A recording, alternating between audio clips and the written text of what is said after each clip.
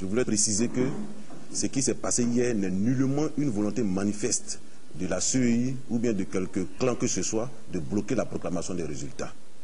Ce qui s'est passé hier est tout simple. C'est que le porte-parole de la commission électorale, M. Bamba Yakuba, a voulu proclamer des résultats à l'insu de la commission centrale. Ce qui est tout à fait illégal, puisque le mode opératoire que nous avons adopté de façon consensuelle est que, avant que les résultats ne soient proclamés, ne soient rendus publics, ils ont besoin d'être consolidés en commission centrale. Ce dont il s'agit ici, c'est que M. Bamba Yakuba a agi en violation flagrante du mode opératoire unanimement admis par la CEI.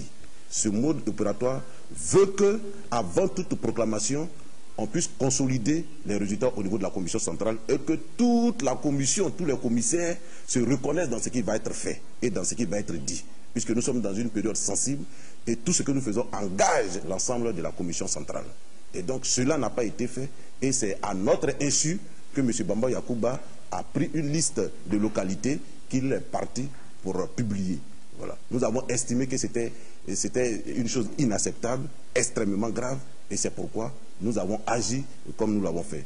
Nous avons même interrogé des membres de la commission centrale. Est-ce qu'ils sont informés des résultats que M. Bamba Yakuba va proclamer en ce moment précis?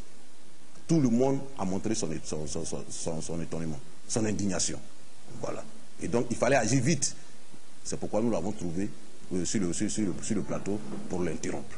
Et je pense que ce qui s'est passé là est moins grave que ce qui allait se passer avec la proclamation des résultats dont on n'avait aucune idée. La CEI n'est pas bloquée dans son fonctionnement, puisque les commissaires superviseurs qui ont été mandatés dans les régions commencent à rentrer sur Abidjan avec les résultats des localités.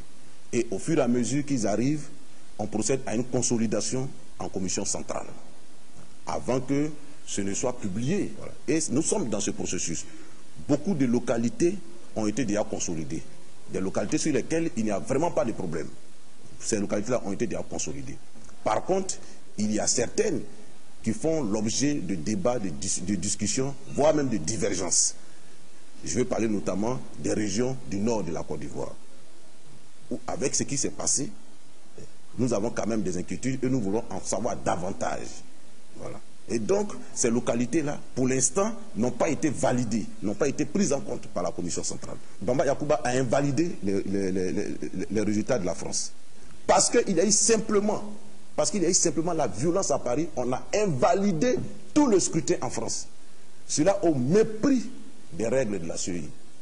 Au mépris des règles de fonctionnement de la CEI. Sans même que la commission centrale n'ait été informée. Parce qu'on savait un peu les tendances des résultats à Paris. Nous remarquons aussi qu'il y a eu des violences au nord. Il y a eu même des électrices qui ont été violées, violentées, tuées. Voilà, tuées.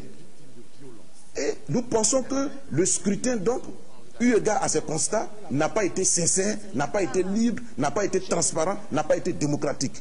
Et que les violences qui se sont exercées sont des natures à discréditer ce qui s'est passé dans le Nord. Et donc, d'en entraîner par voie de conséquence l'invalidité. Et c'est ce que nous avons demandé. Et bizarrement, certains commissaires refusent cela. Alors que la veille, ils ont appliqué une jurisprudence, le lendemain, ils la recusent. Ils la recusent. Nous avons conclu qu'ils veulent opérer un coup de force électorale.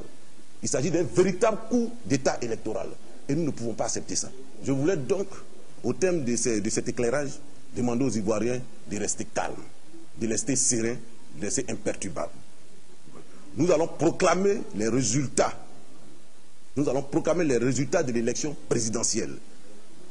Qu'ils ne fassent pas attention aux rumeurs, qu'ils ne fassent pas attention aux allégations, aux SMS.